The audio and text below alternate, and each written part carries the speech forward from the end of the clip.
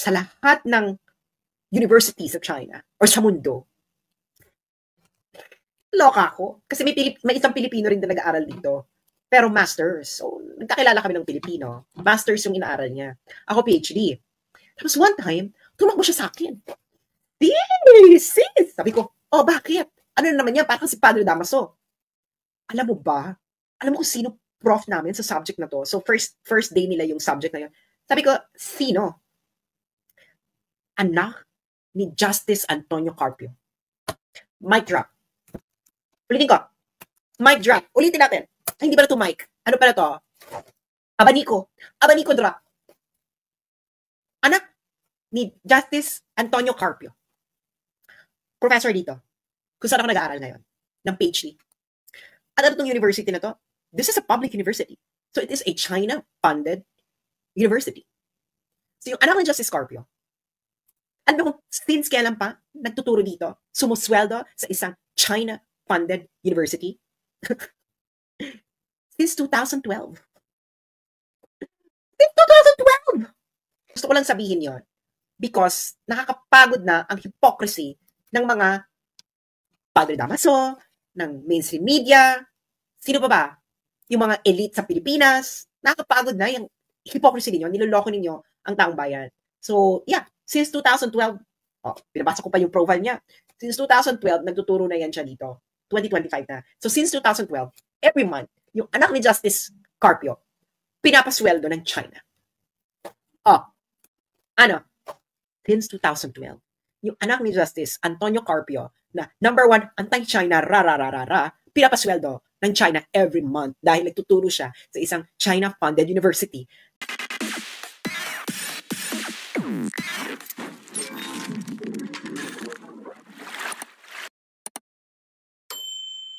Hello everyone, magandang madaling araw sa inyong lahat. Ayan, ito na naman po ang inyong favorite tagalista ng Noisy. Ayan, kanina nag-live ako, naputol, mahina kasing signal. So, pumunta ako sa laptop ko.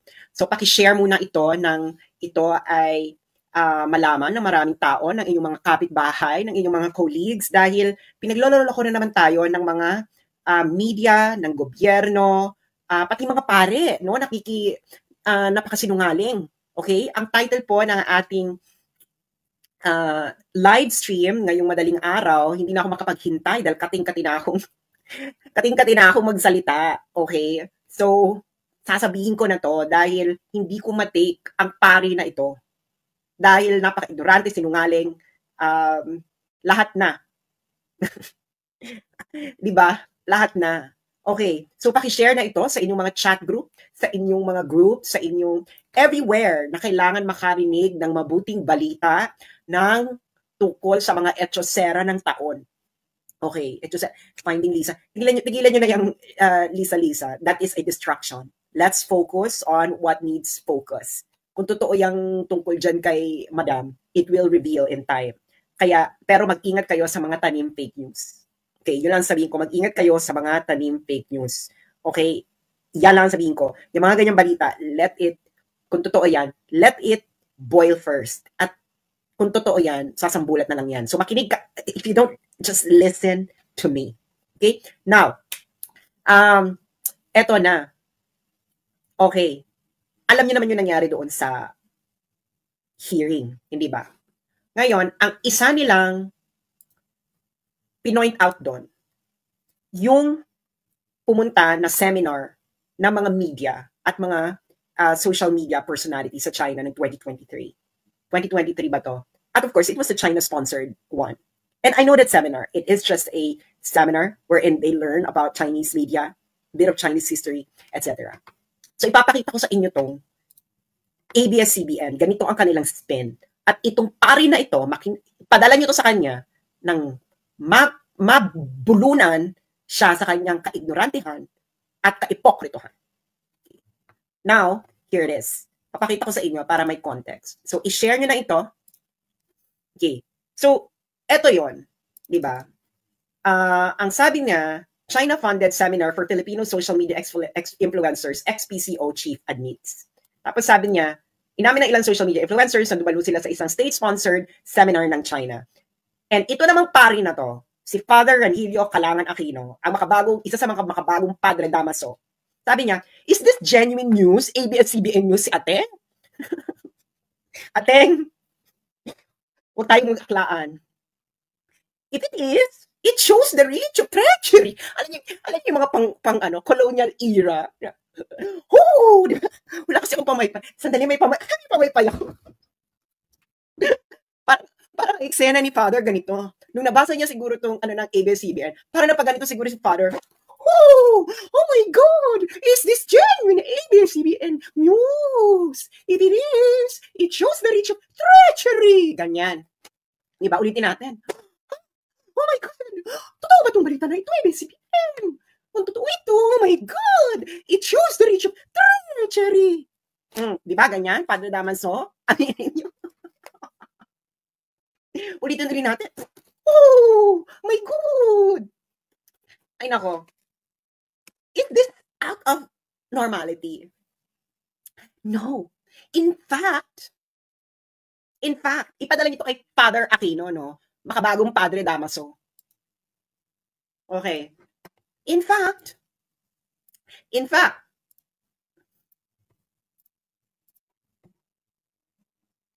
this is the same kind of seminar these bloggers went to. Okay? Balita nito, News 5. Paano ko ito paalala yan? News 5. Galing to ng News 5. Ayan Seminar on Press Officers and Journalists for Philippines. Nakita niya na. Seminar on Press Officers and Journalists for Philippines. Balita ito ng News 5. Kailan lang to? December 23, 2024. December 23, 2024. Philippine journalists attend 2-week media exchange program in Hunan, China. Pareho lang yan. It is the same program. Okay? Ngayon, press officers and journalists from the Philippines travel to Changsha, the capital of Hunan province in China. Actually, maganda sa Changsha. To participate in a 2-week training program aimed to strengthen Philippine media and communication exchanges and cooperation. It is the same seminar na pinuntahan nila Trixie, nila Mark Lopez. Actually, hindi lang bloggers ang nandun. May mga media, may mga journalists din nun from major broadsheets, etc. The initiative also provided participants with insights and understanding of China's broadcasting and news reporting, as well as its rich cultural heritage through immersive field visits. Ayan, diba? Sino ang sponsor nito? This is a fully paid seminar by the Chinese government. December 2024 lang ito. It is exactly the same seminar na pinuntahan nila Trixie at yung iba pang bloggers na yun. Actually, hindi lang mga bloggers yung kasama nila Trixie noon. May mga journalists doon from major broadsheets like Philippine Daily Inquirer, etc. Ayan. So ngayon, sponsored by the Ministry of Commerce of the People's Republic of China. The program titled Seminar on Press Officers and Journalists for the Philippines was held from November 27 to December 10, 2024. It was organized by the Hunan International Business Vocational College and hosted at the Millenia 21 Degree Hotel in Changsha. Parang alam ko itong Millenia 21 Degree Hotel. Is it the same hotel na pinuntahan namin? Okay. So, sino ang mga nag-attend ng China-funded seminar, 2-week-long seminar na ito sa China? A total of 11 media practitioners participated in the program. These included an editor, producer, and a reporter from News 5 Digital, TV5, DZRH Manila Broadcasting Corporation, Daily Tribune, Chinatown TV, DXDC Radio Mindanao Network, Davao, DZUP University of the Philippines, China Aid Training Program. Okay, nakita nyo na. Nakita nyo na. It is the same exact program. Ngayon, ang ginagawa nila dyan, sa House of Representatives, at pinick up ng media, is, ulitin natin yung sabi ni Padre Damaso, para makita nyo Ulitin natin yung sinabi ni Padre Damaso, with full performance, kung paano talaga sasabihin ni Ateng ito. Okay, nung nagulat siya, kunwari. Okay? Yung nagulat siya, kunwari. Para ganito yan. palalakihin natin for more impact. Diba? Nung nakita yan ni Padre Damaso, Father Rani Kalangan Aquino, ganito ang nasabi niya, oh my God! Totoo ba ito? ABS-CBN News! If it is, it shows the reach of treachery. Akla. Oh. Nakita niyo na kung paano kayo niloloko ng ABS-CBN. Kung paano kayo itong si Padre Damaso nagsasakay-sakayan. Diba? Ulitin na talaga natin. Grabe na ito! Totoo ba ito? Nakita niyo na? Nakita nyo na kung gaano kayo ginagawang BOBO ng mga intellectual isnab ng mga ito. Ng isang Padre Damaso. Ng isang ABS-CBN. Kasama nga sila sa media seminar, di ba? Ano? Maglolokohan pa tayo? Ito pa lang yung December 2024 kasi regular yan eh. Regular yung eksena na yan. Yung seminar na yan, sponsored by China. Ulitin-uli natin sa mga kakarating pa lang. Philippine journalists attend 2-week media exchange program in Hunan, China, December 23, 2024. Yung mga nag TikTok, YouTube, bahala na kayo, you can recontent my content. Huwag na kayo magpaalam. Spread the revelation of hypocrisy. Sino mga kasama dito? Sponsored by the Ministry of Commerce of the People's Republic of China na 2-week event sa Changsha, all expenses paid. DZRH, Manila Broadcasting Corporation. DZRH is ABS-CBN, di ba? Ano ka ngayon, Padre Damaso?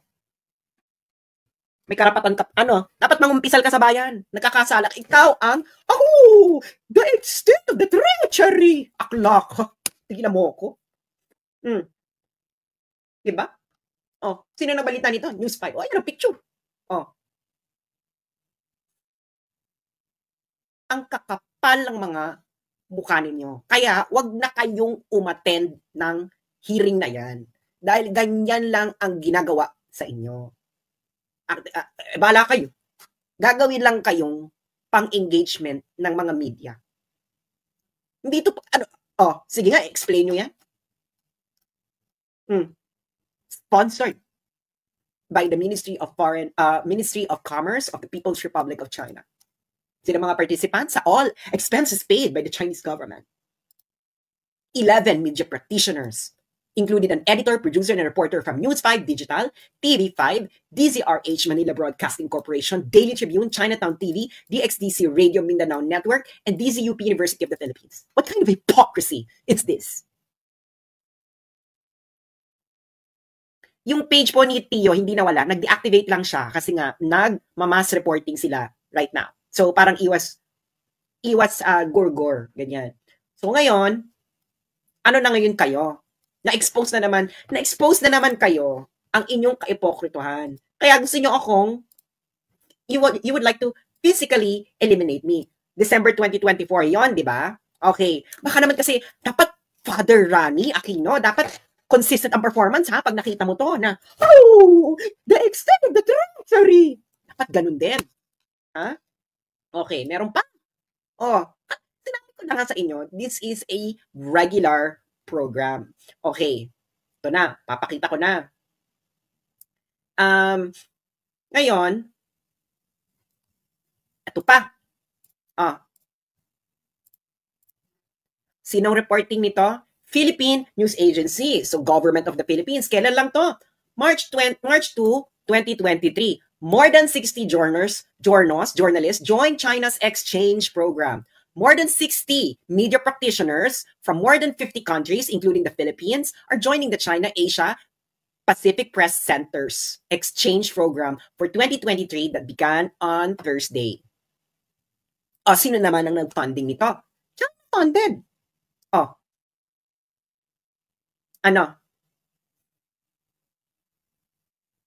Anong purpose ng seminar? We hope that you would get to know China better through the program that you will be attending. You are lucky because now China has lifted its restriction and you are able to see and experience China in full without limited movements, unlike the participants in the last program in 2022.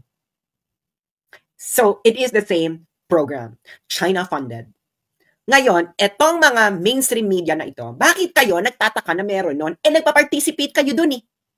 Or baka naman, gusto nyo, mas solo nyo. Baka naman kasi mga legitimate journalists, gusto nyo ring masolo yung China-funded seminar sa China. Huwag na tayo magplastikan. Ayaw nyo ng competition. Nagpa-participate kayo. Ilang beses na. May 2022, may 2023, may 2024. Tapos nagulat kayo doon sa same seminar na pinuntahan nila Trixie, Mark Lopez, at may kasama rin sila doon na mga journalists from major broadsheets. Oh, ano na ngayon? So, sino ngayon ang nagsisinungaling? Eh di, Committee Against Disinformation, yung mainstream media na naman nagsisinungaling. At ginagawa sila ng issue. Kaya, alam nyo, sabi nung kalbo na professor, ang hinihintay na lang niya, ang gusto daw niya hintayin yung magna cum laude. Eto na. Alam mo, hindi ako magiging magna cum laude, Professor Contreras, kung sasakyan ko yung amats nila. Alam ko yung amats nila. So, yun na nga lang, problema nila is, kaya kung paikot-ikutin yung amats nila, hindi lang papaikot. So, ngayon, problema nyo na yan. Okay, so, ayan na, na-establish na natin. Okay? Na ang Philippine mainstream media, mahilig din silang pumunta sa mga China-funded. Okay. Okay, ngayon, sino ngayon ang nagwo-worry sa mga China-funded na seminars? Who? Sino talaga? Sino talaga? US ang naluloka sa mga China-funded training. Oh, ayan o. US think tank wary of China-funded training for Filipino journalists. Kailan lang to? January 16, 2022. So ito o. Photo from the Philippine News Agency, participants in a China-sponsored media training workshop, post for a picture. May 18, 2019. So matagal lang nangyayari ito. Ito naman ayan si Tio oh. Nakita niyo si Tio? Ayan si Tio. Tio Moreno ba to? Or kumukha lang ni Tio. Parang feeling ko si Tio Moreno to. Tio, ikaw ba yan? Oh, ayan ang mga journalists, oh. Sino yung mga nandyan? Oh, China's been providing some 75 countries, including the Philippines, media training that is not based on traditional. Ito yung, kaya nag-worry ngayon, yung US. US ang may pakana niyan. Oh, di ba? So ngayon, matagal na yan. Okay? Matagal na yung training seminar na yan na all expense paid by China. Okay? Kita mo, the 30-member Philippine delegation included personnel from the PCOO, PNA, Radio Television Malacanang, Philippine Information Agency, Philippine People's Television Network, and the Bureau of Communication Services, journalists from Sunstar in Cebu, at Orbit News in Pampanga, Manila Times, and Pulso na makabagong Kabitenyo were also in the contingent. Ito yung 2019 lang. Okay? Oh. Ngayon, bakit kayo nagtataka, mainstream media dito? Alam nyo may ganyan, nagpa-participate na kayo noon. Noong 2024 lang, nagpa-participate din kayo o dahil gusto ng US or dahil kasi kayo tanggap sa kanan, tanggap sa kaliwa. May China-funded, may US-funded. Alam niyo naman, parang hindi ko na alam mga kalakaran ninyo.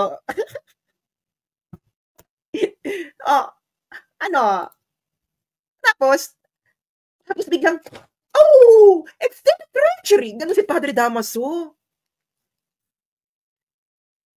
Ano yun? So, alam natin kung kanino galing yung propaganda na yun. Di ba? Di ba? Oh, ano? Ay, nako. Sabi ko na sa inyo eh.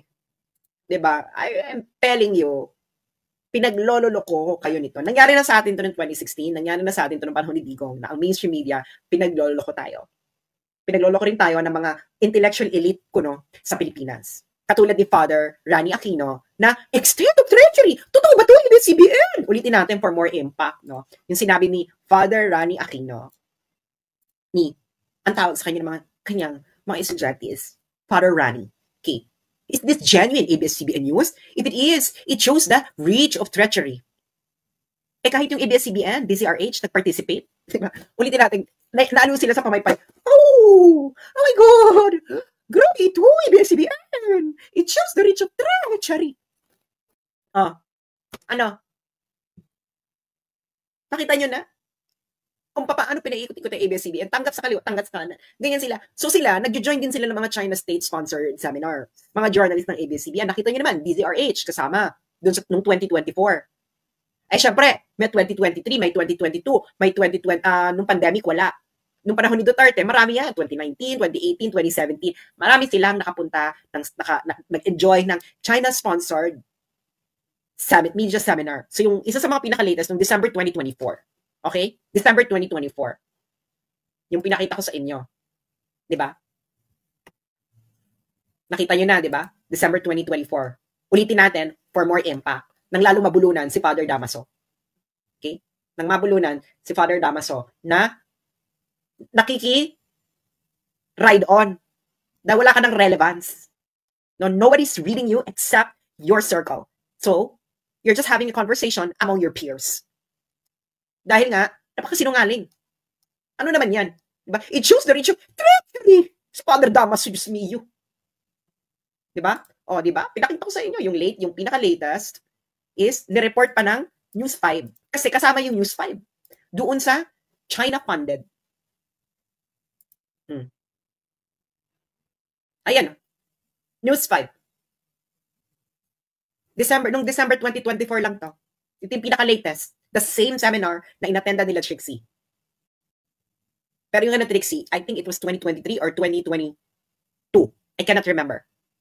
So, di ba? 2-week media exchange program. The same. Sino ang sponsored? Oh, sponsored by the Ministry of Commerce of the People's Republic of China. Sino mga participant? 11 Filipino media practitioners, editor, producers, and a reporter from News 5 Digital, TV5, DZRH, which is ABS-CBN, Daily Tribune, Chinatown TV, DXDC Radio Mindanao Network Davao, and DZUP University of the Philippines. So ngayon, sino ang naglolokohan? Sino ang nanloloko ng bayan? Nahuli ko na naman kayo. Okay. At ngayon, ang pinaka-closing salvo natin, dahil gusto ko na rin matulog, 2:00 na. Pinaka-closing salvo natin. Thank you sa mga nagpapadala ng tip. I appreciate it kahit yung iba pinapadala is 2 pesos. That's a huge thing. Okay? That's a huge thing dahil this is a people-sponsored blog. Dahil ako, ang aking utang na loob ay sa aking mga readers who have been there behind me, beside me, on top of me. Charot. Wala namang on top. Ako pumapatol sa mga readers. Aking utang na loob ay akin sa mga readers. Kaya maraming salamat sa mga nagpapadala ng tip. I appreciate it kahit 2 peso, meron mga nagpapadala ng piso. Wala akong pakialam. Everything counts. I appreciate every cent dahil kayo nasa inyo ang aking, sa inyo ako may utang na loob. I will never be here in where I am right now if not for every single bit of you who supported me since I started in 2016. Na nakitawa sa akin, nakibaldaguran, ano pa ba? Nakipag-elyahan, charot. Nakipag-alindogan. Ano pa ba? Nakipag-tsuktsakan. Wala na tsuktsakan. Ako pumadala sa mga readers. Hindi ba? So maraming salamat. Nasa inyong aking utang na loob. Kaya hindi ko kayo may iwanan. No? Kahit gusto ko man, hindi ko kayo may iwanan. Kasi a lot of you, I'm returning the favor. I will not be here. I will never be in where I am right now, stage of my life. If not for every single of you who believed in me. Sabi nga ni Catriona Gray, ano yung sabi ni Catriona Gray? I am here today because someone believed in me. Anyway, so, kayo yon. Nasa inyong utang na loob ko. Nasa mga Duterte ba? Well, not really. It's really with the people. Hindi ba? Kaya nga kung may hinaing kayo, laban sa mga, kahit gusto nyo sabihin sa mga Duterte, sinasabi ko na, hey, your followers are not appreciating what you're doing. Ganyan. Kasi kayo ang talagang tunay na backbone ng mga social media influencer. Ako lalo na ako kasi wala akong sponsor. Hindi rin Facebook ang backbone ko kasi demonetized ako. So sino talaga ang nasa likod ng aking success? Every one of you, every one of my reader, no? Kayo talaga ang aking pillar and light, and minsan kalandian. Charot. So nandiyan talaga kayo. So sa inyo ang aking utang na loob. Kaya nga ako, pag nakikita ko yung mga readers ko, nakikipag-usap talaga ako sa kanila. Kahit minsan talaga pagod ako. Because kayo talaga ang nasa inyo ang utang na loob ko. Not with any politicians, not with anything. The people. So ngayon, pupunta na ngayon tayo sa closing salvo. Okay. Sinabi ko na to 2023. Karating ko lang dito ng Beijing. Alam niyo naman dito ako nag-aaral, di ba? I'm taking a PhD here in Beijing. I never hid that fact. Bakit ko may tatago? Anong may kakahiya ko? Kayo mahiya? Wala kayong napuntahan sa buhay. Anyway. And then, sa lahat ng university sa China or sa mundo, loka ako. Kasi may isang Pilipino rin na nag-aaral dito. Pero masters. So, nagkakilala kami ng Pilipino. Masters yung inaaral niya. Ako PhD. Tapos one time, tumakbo siya sa akin. Sis! Sabi ko, oh, bakit? Ano na naman yan? Parang si Padre Damaso. Alam mo ba? Alam mo kung sino prof namin sa subject na to? So, first day nila yung subject na yun. Sabi ko, sino? Anak ni Justice Antonio Carpio. Mic drop. Ulitin ko. Mic drop. Ulitin natin. Ay, hindi pala to mic. Ano pala to? Abanico. Abanico drop. Anak ni Justice Antonio Carpio. Professor dito. Kung saan ako nag-aaral ngayon. Ng PhD. At ano itong university na to? This is a public university. So it is a China-funded university. So yung anak ni Justice Carpio, ano kung since kailan pa nagtuturo dito, sumusweldo sa isang China-funded university? Since 2012. Since 2012! Oh, hindi ko na lang sasabihin ng pangalan, no? I will not, out of respect of the school, kung sino. Okay? Dahil, pero gusto ko lang sabihin yon because nakakapagod na ang hypocrisy ng mga Padre Damaso, ng mainstream media, sino pa ba? Yung mga elite sa Pilipinas, nakakapagod na yung hypocrisy ninyo, niloloko ninyo ang taong bayan. So, yeah, since 2012, pinabasa ko pa yung profile niya. Since 2012, nagtuturo na yan siya dito. 2025 na. So, since 2012, every month, yung anak ni Justice Carpio, pinapasweldo ng China. Ano? Hindi ko sabihin, out of respect with this university, hindi ko sabihin kung sino. And private din naman kasi itong mga taong to, hindi mo rin makikita in public kung sino yung mga anak ni Justice Carpio. Pero, anak siya. Actually, yung profile niya nga, pag itabi mo siya noong kabataan ni Justice Antonio Carpio, ay parang silang pinagbiyak na bunga. Since 2012, yung anak ni Justice Antonio Carpio, na number 1, anti-China, pinapasweldo ng China every month dahil nagtuturo siya sa isang China-funded university na sa minalas-malas kayo, doon pa ako dito pa ako nag-PhD kung saan siya nagtuturo. Yung anak ni Antonio Carpio, ni Justice Antonio Carpio. Sige. Ano? Sabihan niyo akong fake news. I-reveal ko. Sabihin niyo, pa-confirm niyo kay Justice Antonio Carpio. Pag sinabi ni Justice Antonio Carpio na fake news ako, i-reveal ko na lang yung anak niya. Kasi Honda. I-reveal ko yung profile. Ano? Sino ngayon? Sino ngayon ang hypocrite? Naloka kayo dun sa mga vloggers na ilang months? Weeks lang ata yun, 2 weeks. Na nag-seminar. China funded. 2 weeks. Oh my God. Sabi ni Father Aquino. Treachery. Ano magkatawag mo nun? Sa anak ni Justice Antonio Carpio na nagtuturo dito. Professor sa university na kung saan ako nag-PhD dito sa Beijing. China funded din itong university. Public ito. So China funded ang anak ni Justice Antonio Carpio. Every month. Sumusweldo siya. Every month. Since 2012. Hindi ba mas malala yun? Mas malala ba yun? Yes or no? Mas malala ba yung every month kang sumusweldo sa China dahil nagtuturo ka sa isang public university na pinapatakbo ng Communist Party of China. Lahat naman ng public institution dito sa China, pinapatakbo ng Communist Party of China. So, sumusweldo siya sa Communist Party of China. Ang anak ni Justice Antonio Carpio every month since 2012. So, sino ngayon? Kung treachery pala na umattend ng isang China-sponsored event katulad ng ginawa nila Trixie na 2 months lang, so hindi ba treachery yung sumusweldo ka every month since 2012 as a professor sa isang university na pinapatakbo ng Chinese government? And of course, by the Chinese Communist Party dahil lahat ng institutions, public institutions in China, pinapatakbo ng Communist Party of China because it's a socialist state. Ano? Hindi ba? So, ano mga kababayan? Maniniwala kayo na treachery yun? Kakainin nyo naman yung kanilang mga isinusuka sa inyo, nakahibangan. Pero, yun ang katanungan.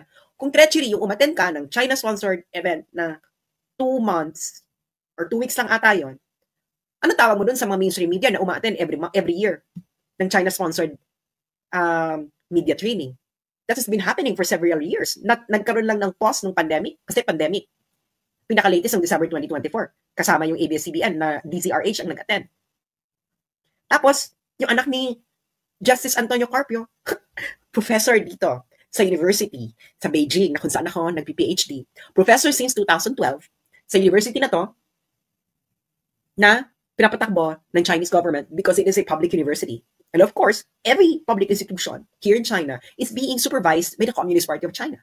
So yung anak ni Justice Antonio Carpio sumisweldo sa China every month since 2012. Kung treachery yung ginawa nila Trixie, ano tawag mo doon? Ngayon, kung hindi treachery, yung sa anak ni Justice Antonio Carpio, dapat hindi rin treachery yung kina Trixie. What is good for the gander should be good for the goose. Tama? Ngayon, Father Aquino, I challenge you. Tawagin mo ding traitor yung anak ni Justice Antonio Carpio para consistent ka, Father. Di ba? Para consistent ka. Para hindi na paghalatang ikaw ang isa sa mga makabagong Padre Damaso ng panahon ngayon. Di ba? Dapat tawagin mo ring treachery yung mainstream media, mga representatives ng Philippine mainstream media, katulad ng News 5, Channel DZRH, Manila Times, etc. Di ba nagsusulat ka sa Manila Times? Oh, may taga Manila Times na umattend din ng same seminar na yon. Bakit hindi mo tawagin treachery yon? Ayaw mong tawagin dahil wala sa narrative mo? Akla? Nag-aaklaan tayo dito, mga akla? Kayong mga akla, comment. Nag-aaklaan tayo? Ha? Aklaan? Oh, bakit hindi matatawag mong treachery? Oh. Ano? Diyos mio, tigilan niyo ako. Diba? Hindi niyo ako magpapaikot-ikot.